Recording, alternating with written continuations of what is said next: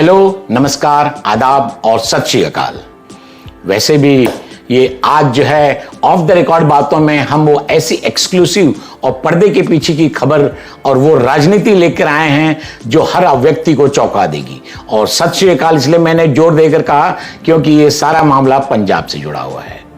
ये पंजाब में पिछले दिनों जो कुछ गड़बड़ झाला चल रहा है उसको देखकर तो सभी भौचक्के हैं, लेकिन केंद्र की सरकार जिस तरह से इस गड़बड़ झाले और इस दलदल से सिद्धू को नहीं बल्कि अपनी पार्टी को निकालने एक फेस सेविंग जो एक मौका मिला है उसमें बहुत बेहतरीन तरीके से वो काम कर रही है। और अगर ये इनका दांव सक्सेसफुल रहा तो निश्चित मानिए कि विधानसभा के पंजाब के इलेक्शन और 2024 का लोकसभा चुनाव तक इनका ये दांव काम करेगा। बीजेपी इस एक पत्थर से एक नहीं, दो नहीं, बल्कि दर्जनों शिकार कर रही है।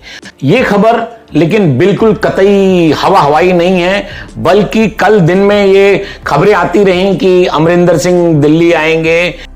खबर थी कि वे दिल्ली आकर अमित शाह से मुलाकात करेंगे और जेपी नड्डा जी से भी बात करेंगे, लेकिन भले ही बाद में उनका खंडन हुआ हो, लेकिन रात को निश्चित रूप से जो मेरे वहां के भरोसेमंद सूत्र हैं उन्होंने बताया है कि उनके कांटेक्ट की एक होटल में बराबर मुलाकात हुई और काफी कुछ मामला आगे बढ़ा है। वास्तव में तो बीजेपी अमरिंदर को अपने पाले में करके एक जो सिनेरियो बना रही है वो उसके लिए हमेशा हर तरह से लाभ और केवल लाभ की स्थिति है 78 इयर्स के अमरिंदर के लिए। और जबकि ये सब कुछ गंवाने के बाद कुछ पा लेने की नहीं, बहुत कुछ पा लेने की स्थिति है।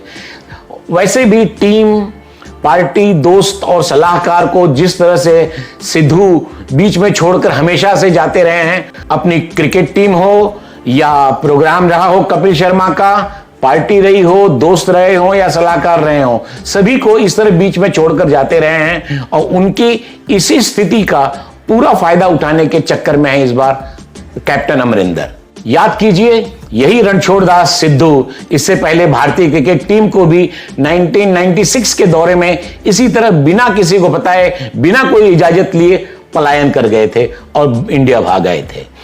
इसके बाद उन्होंने राजनीति में भी जब कदम रखा तो वहां पर बीजेपी ने जब उनको हटाकर अमृतसर से अरुण जेटली को टिकट देने का मन बनाया तो उन्होंने जिस तरह से विरोध किया, जिस तरह से पार्टी विरोधी गतिविधियां काम की, बहुत कुछ हुआ। और अल्टीमेटली तो वास्तव में वही एक कारण था कि जिस वजह से वे उनके और पार्टी के बीच में दूरी हुई और अंततः लास्ट में उनको पार्टी छोड़नी पड़ी।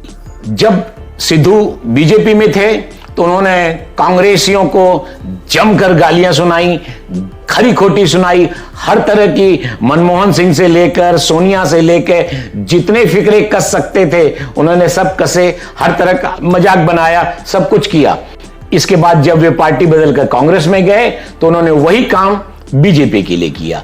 वाजपेयी से लेकर वास्तव में तो बीजेपी के हर शीर्ष नेताओं के लिए उन्होंने जो शब्द प्रयोग किए थे वे कैसे कोई कर सकता है ये तो वही बता सकते हैं।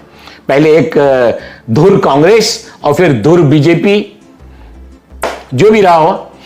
कांग्रेस में जाने के बाद उन्हें विधानसभा के पिछले चुनाव में टिकट मिली और इसके बाद वे अड़ गए अपना मनचाहा मंत्रालय पाने के लिए। वहां पे भी पार्टी ने उनके मनपसंद लोगों को टिकट देने के अलावा भी मंत्रालय भी दिया, तो भी उनकी उप मुख्यमंत्री वाली बात और अपनी हर बात मनवाने के लिए जिस तरह से वे अपने प्रयास कर रहे थे उसका हाईकमान को उस वक्त विरोध करना चाहिए था, लेकिन शह दी गई और अंत में यह हुआ कि 6 महीने के टकराव के बाद वे रिजाइन करके बाहर हो गए। मंत्री रहते हुए सिद्धू ने पार्टी हाईकमान और सीएम द्वारा रोके जाने के बावजूद पाकिस्तान का दौरा किया। हर तरफ से शीर्ष सारे नेताओं ने उन्हें रोका था, लेकिन उन्होंने किसी की बात नहीं सुनी और वहां जाकर आईएसआई के चीफ जो बाजवा हैं उनसे झप्पी की, गलबहियां की, और जिस तरह से उन्होंने एक गलत मैसेज, एक पार्टी का नेता, राजनीति, आप राजनीति में ना होते जो करते, लेकिन आप राजनीति में रहकर और पार्टी के जो एक लाइन ऑफ एक्शन है उसके अगेंस्ट जाकर इस तरह की गतिविधियां कर रहे हैं। इसके बावजूद ना जाने कैसे कांग्रेस ने उनको सहा। दौर से निकलने के बाद वो मनोरंजन की जगत में आए और यहां पर कपिल शर्मा के शो में उनको जगह मिली, काफी अच्छा नाम फेम सब कमाया उन्होंने। और इसके बाद जैसे ही अगला चुनाव आया और उन्होंने पार्टी बदली, कांग्रेस में गए, फटाक से जो है तुरंत प्रोग्राम को छोड़ा और चले गए। अब तो जैसे कि कल बड़ा अच्छा रिएक्शन दिया है अर्चना पूरन सिंह ने कि जिस तरह से ये कुर्सी बदल कर आते रहते हैं और दूसरों की कुर्सी हथियाते रहते हैं, तो क्या अब उन्हें भी अपनी कुर्सी का खतरा महसूस होने लगा है। पंजाब में होने वाले अगले विधानसभा चुनाव जो होने वाले हैं, उसके पहले इसी पंजाब राज्य में किसान बिल का सबसे ज्यादा विरोध हुआ। ये आपको सबको पता है कि वहां से सबसे ज्यादा प्रदर्शनकारी आए।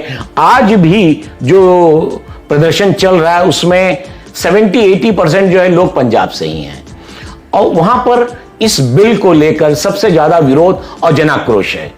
वास्तव में तो बीजेपी के लिए यह किसान बिल ऐसा गले की हड्डी बन गया है, न वे निगल सकते हैं न उगल सकते हैं, और उसे पचाने के लिए रास्ता और समय का इंतजार करते हुए उन्होंने कई दांव फेंके, कई तरह के एक्शन किए, लेकिन अभी तक कोई रास्ता नहीं निकल पाया है। और अब चूंकि इलेक्शन है तो उनके लिए तो बड़ी गंभीर स्थिति है। और ऐसे में सिद्धू ने बीजेपी को एक चांस ऑफ लाइफ टाइम दे दिया है। इससे भी कोई इनकार नहीं कर सकता कि 9 साल से अधिक समय तक पंजाब के सीएम रहे अमरिंदर सिंह भी राज्य में एक बहुत बड़ी शक्ति हैं।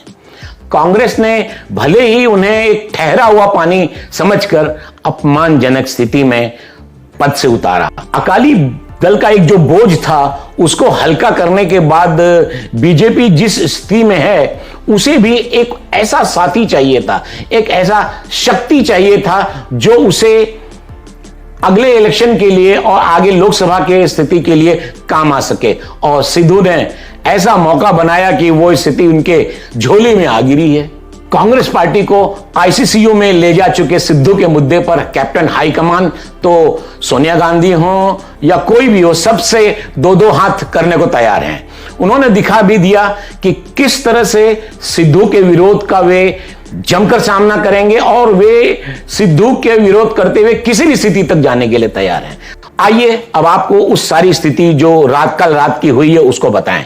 बीजेपी ने अमरिंदर के सामने प्रस्ताव रखा है कि वे पहले एक क्षेत्रीय दल बनाएं, अकाली दल की तरह कोई एक क्षेत्रीय दल बनाएं और अपने समर्थकों, विधायकों के साथ ताल ठोक कर बीजेपी के साथ अलायंस करें। अगर वे बीजेपी में शामिल होने और इनसे परहेज कर रहे हैं या राजनीतिक कुछ मजबूरियां हो, तो उससे बचाने के लिए बड़ा अच्छा इन्होंने ये रास्ता किया है कि वे अलायंस कर लेंगे, तो वे उसी आधार पर बीजेपी उन्हें तुरंत केंद्र में एग्रीकल्चर मिनिस्टर बना देगी, कैबिनेट मिनिस्टर बनाएगी, और वो एक ऐसा ज्वलंत मुद्दे से निपटने के लिए एक ऐसे शीर्ष पुरुष को काम दिया जाएगा जो उन्हें केंद्र में रखकर बहुत कुछ दे सकता है।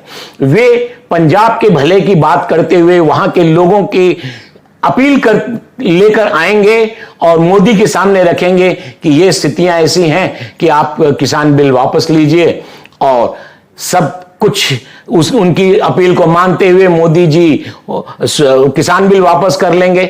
आप अंदाज लगाइए, पिछले 1 साल से चल रहा ये मुद्दा, और ये एक लहलहाती हुई फसल के रूप में मोदी के सामने आ जाएगी, बीजेपी के सामने आ जाएगी, और वे उसे सिर्फ काटना बाकी रहेगा। यह निश्चित रूप से एक सनसनीखेज मास्टर स्ट्रोक दाव है, और इससे कोई इनकार नहीं कर सकता कि इस दाव से कांग्रेस हो या आम आदमी पार्टी हो या अकाली दल हो या और कोई विरोधी दल हो, सब के सब चारों खाने चित्त हो जाएंगे। ऑफ द रिकॉर्ड बातों के इस सिलसिले में इस बार राजनीति की यह खबर आपको कैसी लगी? आप अपने सजेशंस 2 लाइन में अगर लिखा करेंगे, मुझे दिया करेंगे, तो बहुत अच्छा लगेगा। और अगली बार फिर और कुछ लेकर आऊंगा। तब तक के लिए नमस्कार, बाय बाय और जय हिंद।